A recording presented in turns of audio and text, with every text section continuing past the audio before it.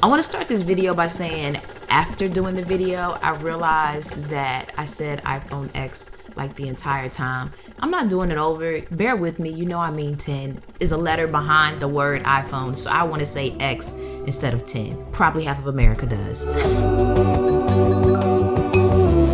So this all new $1,000 face scanning bezel free iPhone. Should you buy it? Let's talk. Now, you do realize when I say let's talk, I do mean let's talk. Like for real, comment down below your thoughts as we discuss this, because I do read your comments and I do respond. So this is Apple's newest flagship device, and I think it's left a lot of us kind of questioning if it's worth the money or should we put the money into it rather, because it does have an undeniably large price tag. And with that price jump, you do get a few new things. You get wireless charging, a new design, Face ID, a better camera, fast charging, an exclusive Apple leather folio case, a smaller device with a bigger screen. It is pretty much a lot to consider, so let's just narrow it down. So first, in addressing the design. If you go with this, you get a smaller phone than the Plus models, but a larger display than the standard 7 or 8. So the thing I love about this is that you get more screen real estate in a smaller package. And me personally, I love the idea of having a bigger screen in a smaller phone simply because it's going to be a lot easier to manage in my hand than my current iPhone 7 Plus, but I still get a bigger display. However, amongst this screen, you do have a little design choice that I think a lot of us probably wish was a little bit different: the screen gap. It's made to accommodate the sensors and such that are needed. And honestly, and just being real with you all, if Samsung had not set the bar so high for a bezel-less screen, I think we'd be having a totally different conversation right now, or somewhat of a different conversation, because the display on that phone is just undeniably beautiful. And I think that really lies largely on because it's truly all screen. It's really different. It's all screen from top to bottom, left to right, no gaps. And honestly, when I present you these two displays, if you didn't know what brand was associated to each, like really, which one would you honestly say looks the best? But as I stated in my recap video, which will be linked below, the X was leaked months ago, so it gave us time to kind of like accept it for what it is. But you still can't deny what you wish it could be. But in contrast to that though, you do get a better display overall with the X in comparison to the other models on the iPhone lineup. So you're gonna get a Super Retina HD display that has a 2436 by 1125 pixel resolution at 458 ppi. Plus it's OLED versus an LCD. So overall, in short and in layman terms, with this option, you're gonna get the best display that Apple has to offer right now. But in contrast to that, all of the new iPhone models do include a True Tone display, which is something that we saw offered in the new iPad Pro model, which for those of you that are not familiar with it, is basically going to give you the best color accuracy possible. So for people that are into videography, photography, graphic design, things in that field, this iPhone is going to be the best to accommodate handling those types of tasks. Now, another thing you have to take into consideration is Face ID. With the other models, you can unlock your phone by just having it scan your fingerprint. But with this one, it has to scan your face, as the home button has been omitted. And something else that might have been omitted is that like button and subscribe button. Have you hit that yet? If not, go ahead and do so now as I discuss the next thing on the list, which is the lock button. So the lock button has changed as well.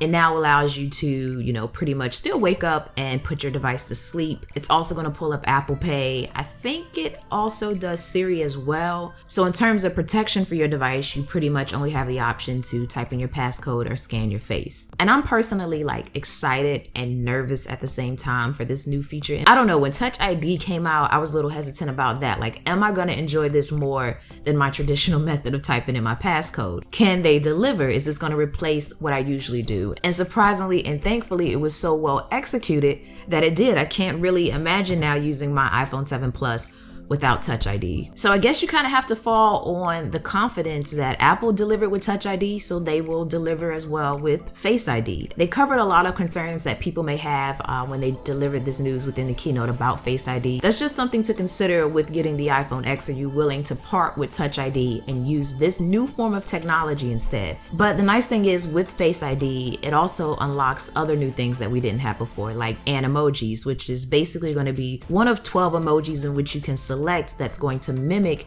not only your face in terms of the actions that it's doing, but also your voice, so that you can have a new fun way to correspond with people when you're messaging them. So if you got excited about any of the features I just mentioned, or if you feel like those are things that you have to have, then I would say go with the iPhone X. However, outside of these exclusive things, it does embody some of the same things offered in the iPhone 8 and 8 Plus, such as the A11 Bionic chip. So it's going to have the same amount of power in the iPhone X as it does in the iPhone 8 models. It also has the same wireless charging and fast charging capabilities as well. You do, however, miss out on the option to get this new gold color that is only offered in the 8 models and nothing else at the time. But even though you might not get that color choice, you do have the stainless steel sides, so not only do you kind of get a different bezel-free screen, but you get a different device overall, as it does alter the look of things, and to me makes it look a little bit better. The same splash and water resistance is still offered amongst the board for all the new iPhone models. The ability to record in 4K and the new added support for slow motion captured at 1080p at 120 frames per second or 240 frames per second is also not only offered on the X, but the 8 models as well. Even the megapixels on the front and rear facing cameras are also the same between the iPhone X and the 8. Plus, the battery life is also very comparable to that of the iPhone 8 Plus.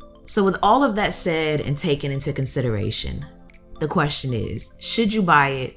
Should you upgrade to it? Outside of the honest standard answer, which is if you like it, buy it because it's your money at the end of the day, I will say if you have the iPhone 6 or 6S models, I'd go ahead and make the jump. Or you could save a few dollars and cop one of the iPhone 8 models instead. Now, if you have an iPhone 7 or 7 Plus, I personally would rather upgrade to the iPhone X.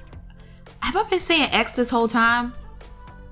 I have. Oh my God, I've been saying iPhone X this whole time. So if you have an iPhone 7 or 7 Plus, I'd personally rather upgrade to the iPhone 10 instead of the iPhone 8. And that's largely to do with, like, if I'm going to take the money and invest in an upgrade, I might as well upgrade everything that I possibly can about my phone. And to me, the changes between a 7 and an 8 are just not that vast for me to spend the money on it unless I just have to upgrade and I don't quite have the money for an iPhone 10. That's when I probably would consider it. Or if I don't want to part with Touch ID. So similar concept, when Apple got rid of the headphone jack on the iPhone 7, a lot of people that needed to upgrade refused to upgrade to it and instead moved up to a 6S model because they didn't want to part with the headphone jack. So similar concept, if you don't want to part with Touch ID, then you probably would just need to upgrade to an iPhone 8 instead of an iPhone 10. But I do like the features of the 10, and if you're curious which phone I currently own and I'll be upgrading from, it's the iPhone 7 Plus. And after looking further into the color options for the iPhone 10, I'm not picky about which one I'd get, and that's primarily because the front of the display of both of them is black, which is honestly the main reason that I go for a black phone to begin with, and that's because typically their displays are always black. So at this time I don't have to choose. But I'm not sure which storage option I'll go for. I like the price of the 64 gig option, but I also like the thought of not having to micromanage my storage if I got the 256 gig option. So I don't know, but I'll probably end up going with the 256. Either way, I'm throwing up the release dates of the phone right now, but ultimately you cannot get the phone in your hand to own until November 3rd. But of course, I'm curious, which model do you have your eyes on right now? The iPhone 10 or one of the iPhone 8s? And for those of you who didn't get the memo, I'm dropping new videos every Friday and also on days in between, but definitely every Friday. Queen of Tech t-shirts and King of Tech t-shirts can be found down below in the description box as well, amongst some other Tech Me Out gear. It's not only great to show your love for the channel, but also your love for tech in general. So follow those links down below.